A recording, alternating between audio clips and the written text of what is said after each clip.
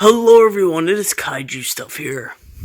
And today, I want to talk about something that I think everyone on this channel is interested in. Because why would you even be on this channel if you weren't? And that would be Godzilla collecting. Um, Today, I'm just gonna go over how I got into collecting, why I'm even into Godzilla in the first place, why I like Godzilla so much. Just basically how I got into collecting and why Godzilla is cool. So, yeah, let's just get right into it. So, the first figure I ever got was me, if that makes any sense, because I know everyone knows here that I'm not actually me, the character Godzilla. I'm speaking in person as myself. So, the first Godzilla figure I ever got was me, a Godzilla 2000 Bandai figure. And, yeah, the exact one, and that's this. So, yeah, my grandma was going to New York, and Toy Tokyo was around the block from where she was going. So she stopped over there and got me this, and ever since I was always interested in collecting. And obviously, I still am. But the reason why I think I like making content with it, I like having a physical representation of my favorite Godzilla character. Really anything. I like the obscure. I like really anything kind of obscure, rare, but everything. Everyone likes anything rare. One thing that I am not good with is keeping them mint, because I want to use them for videos. I don't just want to put them on a shelf. I actually want to use them for videos, play with them every once in a while, stuff like that. Like, just do stuff with them. I just don't want them on a shelf. That's boring. So, really, none of my figures are mint condition unless they're very valuable. I do have a couple Bandais that are mint because they're very valuable. But if I get, a Bandai Godzilla figure from Amazon, I'm not going to keep the tag on. Because I know people do that, and I know people are like, how dare you take off the tag? That's ripping off 50% of the value, but I really don't give a crap. And I do have a baseball card binder of tags, so it's not like I'm just throwing out the tags. I still keep the tags. I'm not that weird in a sense that I just throw them out. No, I do keep them, but yeah. So, the reason why I got into Godzilla was the one time I was really into dinosaurs, and I still am. Every once in a while, I'll watch a documentary and say, oh, that's cool. That's really cool. I still really love dinosaurs, and maybe someday I'll try to talk about them on the channel, or maybe even make a new channel, but most likely I'm not. But there is a possibility, but the most likely option is that I'm never really going to talk about dinosaurs in content like this. But, I will mention them every once in a while like this, just kind of say that I do like dinosaurs. I think I'm a really dinosaur nerd. I do watch, the Gaming Beaver and stuff, I'm a dinosaur nerd, but I'm also a Godzilla nerd, so I think those things are quite similar when you really look at it, because Godzilla, all that he is at the end of the day is just a mutated dinosaur with some aliens, and then Godzilla kills the aliens, but he also has other mutated dinosaurs to help him kill the aliens. Rinse and repeat. Sometimes there's Mechagodzillas everywhere, but, yeah. So originally I was into just dinosaurs. I probably knew more about dinosaurs than I do now. Like back then, because I think I forgot most of the things. Like I knew all the eras in order. I do now, but it takes a while for me to process and think about it. Back then, I could just say it, like, you know, I would just like say it. Like the Carboniferous era, then the Mesozoic era, just like say it. Now I have to like really think about it and then say it. Back then, it's just like implanted in my brain. But,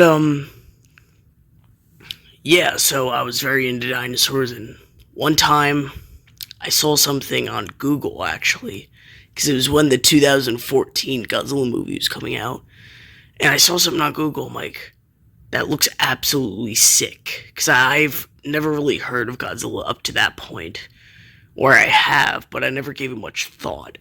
So I started to research Godzilla and looked him up on Google, and it showed like the 54 movie, and it showed all these different movies, and I was like, wow, that's so interesting. So then I went on YouTube and I just searched up Godzilla, and I guess some channels came up, and I was like, wow. I started to watch stop motions. I watch a lot of Monster Island Buddies, which I still do. Um, I watch a lot of Louis Duran, and I once again still do. I just watch a lot of those type of channels, and I think those really shaped this channel.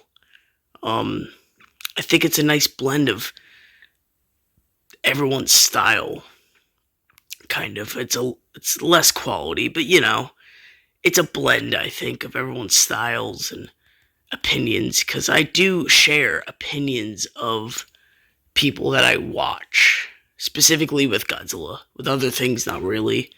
But with Godzilla, I do start to adopt those opinions, and every once in a while there will be clashing opinions I don't like.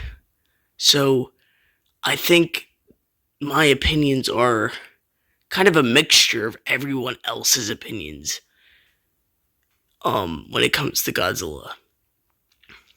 I have to say that because it would be weird if all my opinions were just mixtures of other people's. That I think that would be weird. But yeah, so basically what happened was I started to watch all these channels, and I was like, wow, these are so cool. And I would watch them every now and again, but then eventually I lost interest in Godzilla for, I want to say, a year. But then what happened was the Shin Godzilla movie came out, and that revitalized my Godzilla addiction. That was the movie for me back then. Once again, that was only the second Godzilla movie I've ever seen. Relatively speaking, the Godzilla 2014 by Legendary, I only seen, relatively speaking, quite recently, from when I actually discovered Godzilla. It's a very weird thing. I discovered Godzilla because of the Legendary movie, but I didn't actually watch that movie until years later. So, yeah, I only watched that movie all the way through only 2 years ago. And, this is going on 9 years. Oh my god. This is almost 10 years of this. And I only actually watched the movie all the way through 3 years ago. So I find that very interesting that it made me discover Godzilla, but I didn't actually watch the movie. One thing that got me hooked is that my dad's friend was in Japan, and he got Blu-ray discs of Heisei Godzilla era films, and I used to watch those on repeat. I love the Heisei era, and that I think is what shaped my perception of Godzilla. And really, those are the only movies of Godzilla that I've watched more than 10 times each. Because every Godzilla movie, I think I've watched like 3 times, I want to say. Besides like certain movies, but like the average Godzilla movie, I think I've watched 3 times. Like the average one. Because there are ones I've only watched once. But there are others I've watched like 10 times. Like Godzilla vs. Destroyer. Godzilla vs. Mechagodzilla. But then there are other movies I've only watched like twice, you know? But I would say the average I've only watched like 3 times per movie. Like the average, if you do the math. I know there is no math. I don't know. You get the point. But yeah, I think that's what really shaped my whole thing of what Godzilla is. But how I actually started to collect was I didn't actually mean to become a Godzilla collector. I accidentally became one because what happened was I got the Godzilla, which is me, this figure right here, and I'm like, yeah, that's cool, but I need something to fight with because I had a lot of dinosaur toys, but you know, they're either too big or too small, so I needed a Kiryu, so I got Kiryu, and I'm like, yeah, but you need a third guy. So then I actually got Shin Godzilla. After that, I believe I got Rodan, then King Ghidorah, then you know the cycle just started happening, and then eventually I was like, that Godzilla figure looks cool, but it doesn't really match with these. And then I think that's when the actual collection started. Is when I got like a very weird looking figure that didn't match the Bandai vinyls that I already had. Then I started getting to NECA when NECA was really big in Godzilla. Rest in peace. I just remember going to Walmart looking for NECA figures. I love NECA Godzilla, but once again, that's in the past now. What a shame. Anyway, so yeah, I think basically what happened was I just wanted representation in my room with Godzilla figures. But then eventually it started to lean towards other things. My preferred Godzilla figure is still the Bandai vinyls. By a long shot, I have more Bandai vinyls than any other Godzilla figure combined. I didn't start even having SH Monster Arts up until last year because of how expensive they were.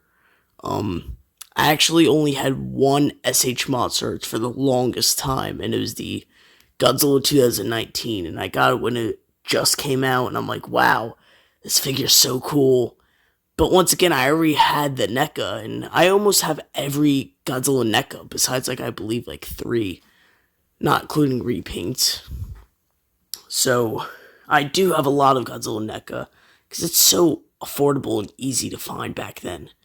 Not anymore. Now they're going for, like, $150, which I find crazy, because they used to be, you know, $20, and I do remember that. I remember going to my mall, and I'm going into GameStop and trying to look for stuff that I think was interesting. Yeah. And Trendmasters, I don't know why, but I have a very specific interest in Trendmasters. I really love Trendmasters. I love the designs, the, like, very 90s-esque, like, cool dude designs that Trendmasters gave to Godzilla and Friends. I just remember Trendmasters being the holy grail for me, because even nowadays, I really love Trendmasters, and if I see a Trendmasters that I don't have, I would pick it up, because I still think Trendmasters is the holy grail of, if you see that at a flea market, get it. Like, I know it's really not, it's not too rare unless if you're talking about like the Doom Island stuff. But I'm talking about like Godzilla Wars and, you know, Godzilla Monster Island, like not the rare Trendmasters. I'm just talking about plain old Trendmasters. I love Trendmasters. I love the designs. I love the figures. I love what they did with it, and I like how Playmates is trying to bring that to a new generation. What Playmates is doing, I love what they're doing. But yeah, Trendmasters. I remember my dad came home from work and he was doing a job at a antique store, and he came home with this Trendmasters in a box. By the way, this thing was in the box with the card. I still have the box and the card. Obviously, I took the Trendmaster figure out. I still have those figures, by the way. It's not like I lost them. Like, I have all the figures that I'm talking about in this video. So he came home and he gave me this Trendmasters 4-inch Godzilla. And I just remember being like, oh my god, this is the coolest thing. And I still think it is. That's one of my favorite Godzilla figures. I love Trendmasters, and that was my first Trendmasters Godzilla. Then I got, I believe, a Mothra, which I got at a flea market, and it was once again in its box with the card. That one was a 6-inch scale though, but it still kind of worked. Then I got a Rodan off eBay, then a Space Godzilla, then a Mega King Ghidorah, and then it just started to grow from there. So just watching this video, because I, believe it or not, I did actually do a collection haul on Trendmasters. So go watch that, because I think I really go in depth, and I have not grown my Trendmasters collection, so it's still up to date. Because I don't, Trendmasters, it's hard to come by. And I'm not a huge fan of shopping online. Unless if it's, something like a Band Presto from 1990. But if it's like a Trendmasters that was available in the States, I usually like to go to flea markets or antique stores or anything like that. And I find it better to do it in person. I don't know. But I think we'll end it there. I didn't even go over everything. That's just a small fraction. But the video's getting quite long, and, I already talked about a quarter of things that got me into collecting. But, yeah, if you guys enjoyed the video, please like and subscribe. Of course, you like the content of the channel, not just the video. Please like and subscribe. So with that, thank you, and goodbye.